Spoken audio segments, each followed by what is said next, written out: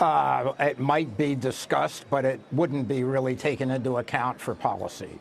So those guys are going to sit in there and figure out what they need to do to hit their legislative mandates of maximum employment and stable prices, and the president's tweet will have no influence on the outcome. So he's really up his calls here, calling for a full point cut and some quantitative easing. I mean, is there any economic merit to that suggestion, given the fact that inflation is below target? No, I don't think so, not at this point. The economy is growing very well. We saw good growth in the first quarter, solid growth. I know there were some special factors, but I think underneath it all, things are doing well.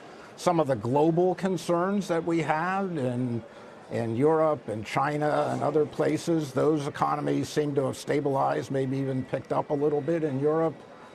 So I think the threats to the economic expansion have diminished considerably over the last couple months, in part because the Fed backed away from its expectation of further tightening. So financial market conditions are very supportive of growth. So I think we've got very good growth.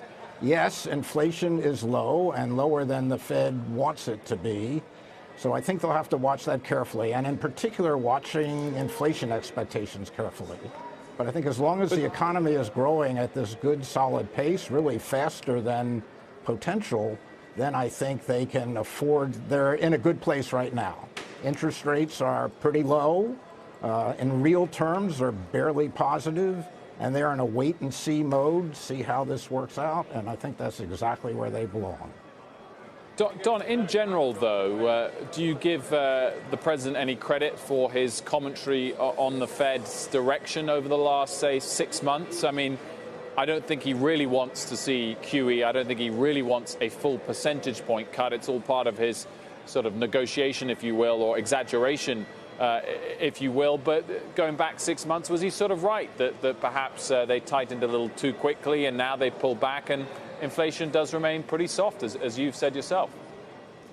Well, I think inflation hasn't been as strong as I expected and the FOMC expected, so that gives them a little space to wait and see what's going to happen. I don't think he's right in calling for an interest rate decrease at this point or back a little bit.